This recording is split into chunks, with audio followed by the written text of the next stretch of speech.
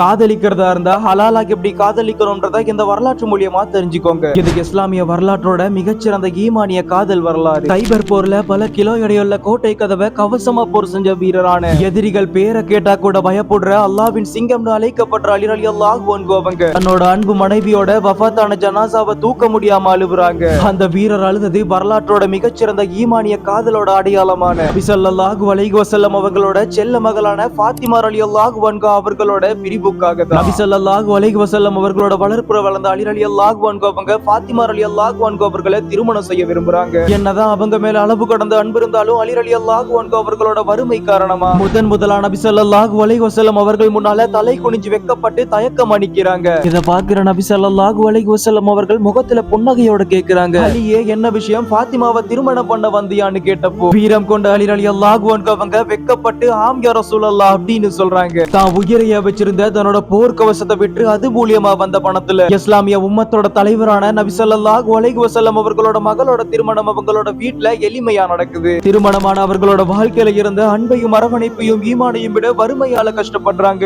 ஆனா அவங்களுக்குள்ள இருந்த அன்பும் அரவணைப்பும்னால அந்த கஷ்டங்கள் எல்லாமே, எந்த பிரச்சனைகளும் அவர்களோட ஈமானிய புன்னகைனால தோத்து போகுது. அவங்க ரெண்டு பேர் மத்தியிலும் இருந்த அன்பும் பாசமும் எப்படிப்பட்டதுன்னா, அலி ரலியல்லாஹு அன்ஹு அவங்க சொல்றாங்க, நான் என்னதான் கவலையோட வீட்டுக்கு வந்தாலும் என்னோட அன்பு ஃபாத்திமாவோட முகத்தை பார்த்தா அந்த கவலைகள் எல்லாமே மறந்துடும்னு சொல்றாங்க. அப்படியே அன்போடையும் அரவணைப்போடையும் ஒரு சில காலங்கள் போன அப்புறமா நபி ஸல்லல்லாஹு அலைஹி வஸல்லம் அவங்க வஃபாத் ஆகுறாங்க. நபி அவர்கள் மரணிச்சு 6 மாதங்கள் போன அப்புறமா ரமலான் மாசத்துல ஒரு இரவுல ஃபாத்திமா ரலியல்லாஹு அன்ஹா அவங்க நோய்வாய்ப்பட்ட நிலைமையில தன்னோட கணவரோட முகத்தை பார்த்து சொல்றாங்க, நான் வஃபாத் ஆனாலுமே கூட உங்களை தவிர எந்த ஆணுமே என்னோட ஜனாசாவை பார்க்க கூடாது. நான் வஃபாத் ஆகிற அந்த நாள்ல இரவோட இரவா இருளையா என்ன அடக்கம் செஞ்சிருங்கன்னு சொல்லி ஒரு சில நாட்கள் கழிஞ்சு ஃபாத்திமா ரலியல்லாஹு அன்ஹா அவங்க ரமலான் மாசத்திலேயே வஃபாத் ஆகுறாங்க. இந்த பிரிவை தாங்க முடியாத அலி ரலியல்லாஹு அன்ஹு அவங்க ஃபாத்திமா ரலியல்லாஹு அன்ஹா அவர்களோட ஜனாசா முன்னால, மண்ணுக்கு அடியில இருக்க என்னோட ஃபாத்திமாவை என்னோட பேச மாட்டியா, எனக்கு பதில் சொல்ல மாட்டியா, மரணம் அப்படின்ற ஒண்ணு என்னையும் உன்னையும் பிரிச்சிருச்சுன்னு சொல்லி கதறி கதறி அழுகுறாங்க.